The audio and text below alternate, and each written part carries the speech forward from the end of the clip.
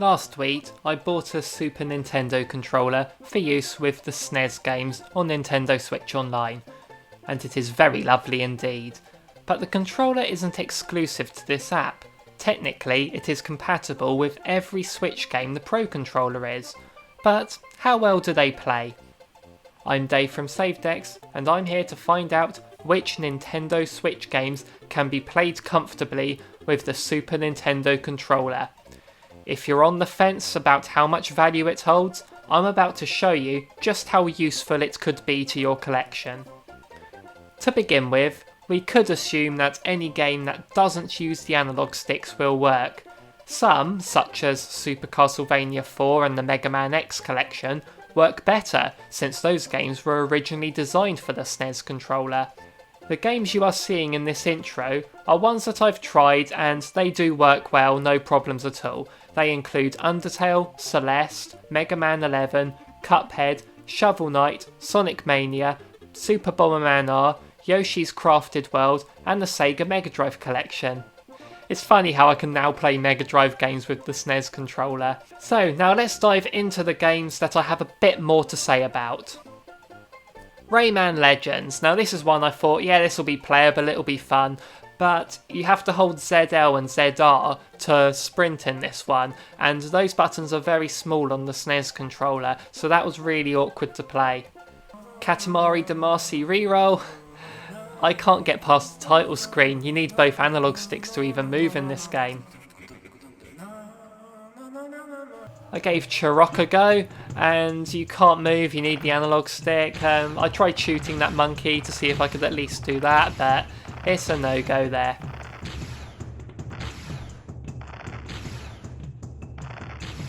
Speaking of monkeys, Ape Out. This one works, you can fully playable, but it does hurt my thumb.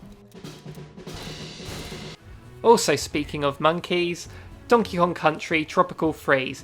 Now this feels good at first when playing it, but the problem is pressing ZL and ZR is to grab, and as I said, that is a little bit awkward. But you can go to the options and alter this control configuration so the face button's used for grabbing, but when you do that, the ground pound and roll switch to ZR and ZL, which is even more uncomfortable. So yes, this game is playable, but it is a bit awkward. Wonder Boy The Dragon's Trap. This one works, you can fully play it, but you can't change the music to 8-bit because you need to click the right stick in for that. But if you're not bothered by that, then this is fully playable and lovely to play. A recent one, Untitled Goose Game. You can't move at all, but you can honk and you can look impressive.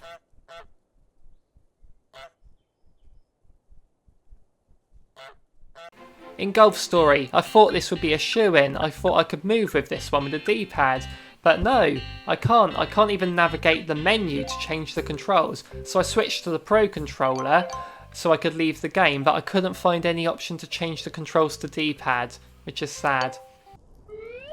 Ukulele, I loaded up a file and I couldn't actually move. I tried to see if I could roll with Lady on my back, but you weren't going anywhere there. Although Ukulele isn't playable with the SNES controller, Ukulele and the Impossible Lair is fully playable, and I mean this game's amazing anyway, but it feels so much better with the SNES controller, they're a lot more retro. Mario Kart 8 Deluxe. This is one that surprised me because I didn't know the D-pad was compatible with this game, but it is. I was able to play this just fine, although I did find this hurt my thumb when drifting. But one racing game that didn't hurt my thumb when steering and drifting was Crash Team Racing. This felt so comfortable with the SNES controller, and I'm wondering if that's because the game was originally designed for the PlayStation, which had a D-pad to steer as well. But no complaints at all about Crash. The third and final racing game I'm going to talk about is Team Sonic Racing. This one sadly doesn't support the D-pad. The control options didn't allow it, so this one you can't play. Tetris 99. This one works well. I expected this to be the way to play it with the SNES controller D-pad, but you can't choose your target. because you need the sticks to do that. So that did feel weird for me, not being able to choose my target. I had to stick to random the whole time, but I did end up becoming 6th in this battle royale, so it's not all bad.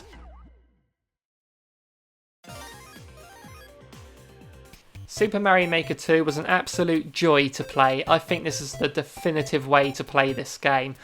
As long as you're just playing it and not making courses. It is not possible, as you need the analog stick to move the cursor. The D-pad just takes you to the outer menus.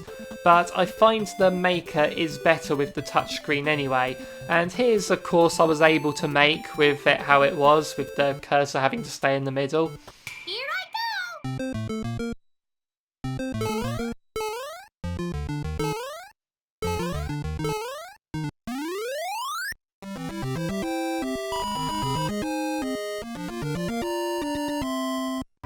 Legend of Zelda Breath of the Wild. I can't move Link and I can't move the camera. I need the right stick to change the runes, so I have to settle with what it's on. I loaded up a different file from a previous autosave where I had the bombs equipped, and I found out I could actually move Link just by blowing him up, but sadly he faces a different direction every time he gets up, so I ended up going all over the place. Link's Awakening. I started a new file, it doesn't support the D-pad. I'm really surprised by that. I couldn't even leave the house at the beginning, but at least I could talk to Marin all I want. You can't even access the pause menu when you're in the first house, not until you leave. So I switched to the Pro Controller, left the house, then loaded another file where I've beaten the game. I was able to use the charge move to get around a bit, but I couldn't change direction. I stayed against this wall and let the Moblin's arrows push me along a wall, but still I had nowhere to go once I got free. I could use that song to warp around, but couldn't really go anywhere from there. I tried using the bombs again, but they just blew me back in a straight line backwards, and this is where changing the direction you face would have been helpful. But I don't really see why this doesn't use the D-pad. I mean, it's a remake of a Game Boy game. Mario and Rabbids Kingdom Battle. You can't move. So I used the Pro Controller to load up a battle to see if it was different using the grids. But no joy, I'm able to select the weapons, but I can't use the movement options at all. Hyrule Warriors Definitive Edition. I honestly wasn't expecting to do anything in this, I almost didn't even try it. But I loaded a mission from the adventure mode with Zant. As expected, you can't run or move the camera.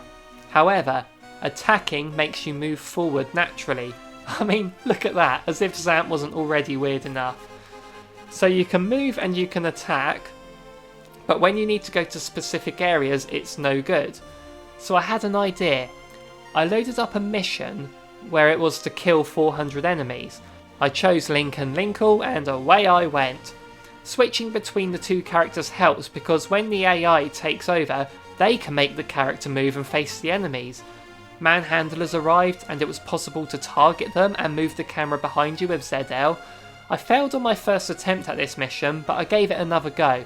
And not only did I beat it, I got an A rank. Yes, an A rank without me being able to move my character or freely move the camera. So depending on what missions you do, Hyrule Warriors is playable with a Super Nintendo controller. Super Mario Party. You can't even get past the title screen here. You need a Joy-Con for this game. Sushi Striker, the D-pad doesn't work, so you're not going to get far here. Rocket League.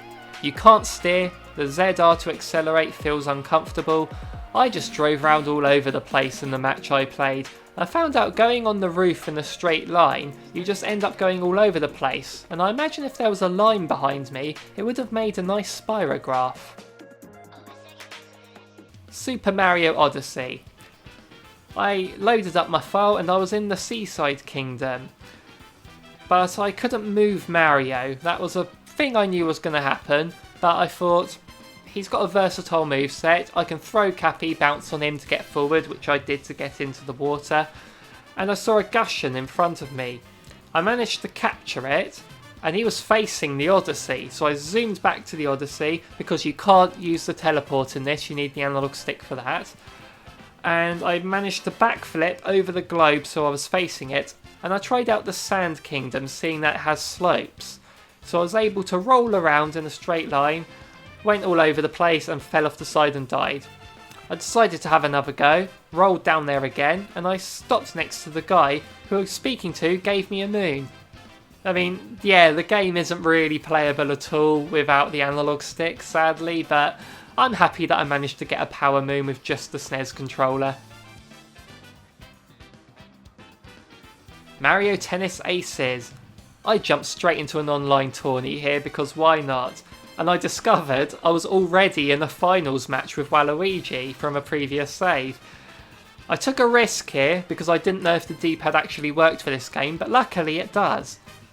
Sadly, you need that right analog stick to do the move where you jump to the ball to get it easily. So I was unable to do that move, but my thumb kept flicking over the right hand side of the controller instinctively. But I ended up winning anyway, and I unlocked a hat for Chain Chomp, so it's all good. So if you're going to play just simple tennis with your friends locally, casually, then yes, Mario Tennis Aces is fully playable with the SNES controller. Mortal Kombat 11. This one works just fine, although the blocking and fatal blows are on the ZLZR buttons, so they are kind of hard to do, but it is doable. Now ARMS was an interesting one, because you can customise the controls however you want to suit the face buttons, so I can get the guard off the right analog stick and onto a face button. But there is no chance of movement. When you guard though, you do automatically face your opponent, so you can get a few hits in there, but really you're at a disadvantage here. I gave the volleyball a go, and although I was automatically facing the ball, it was kind of hard to time it right to get it without being able to jump and move. Splatoon 2, you can't move. I can warp to where the story mode is, and I can sort of shoot and turn into a squid, but you can't really do anything. And finally, Smash Brothers. Now I know from before you can't use the D-pad in Super Smash Brothers, all you can do is taunt with it. So you're faced with just your neutral B, your neutral A's, your jumping air attacks and your grab, so you can do some movements. I gave a few characters a go. I thought Falco as projectiles, that might work, didn't really. Then I tried Sonic, and his move was actually really good because he does a homing attack as his neutral B. So I think that is doable, but I wasn't able to be successful in these tries, sadly. I decided to give Donkey Kong a go. Maybe a lucky punch would do it, but it's a no-go. I'm thinking maybe I should try all the Smash characters with the SNES controller just to see who I can get the best results with. Maybe in the future. So those are all the games I tried with the Super Nintendo controller on the Nintendo Switch. Obviously there are more games than that on the Switch, but I don't own every single Switch game. I can only try some. There are some like Astral Chain that I didn't think would be worth trying because there's a lot of complex controls there, and I did enough games that had complex controls already. And there's plenty on there which, you know, they use the D-pad and just a few buttons. They'll work fine. So thank you very much for watching. If you like this video, give it a like, that would be very nice. And make sure you subscribe if you want to see more from me in the future. And let me know down in the comments, what games are you curious could work with the SNES controller? Maybe if I own it, I can give it a try and reply to you to tell you if it works or not. So thank you very much for watching this video. Goodbye everyone.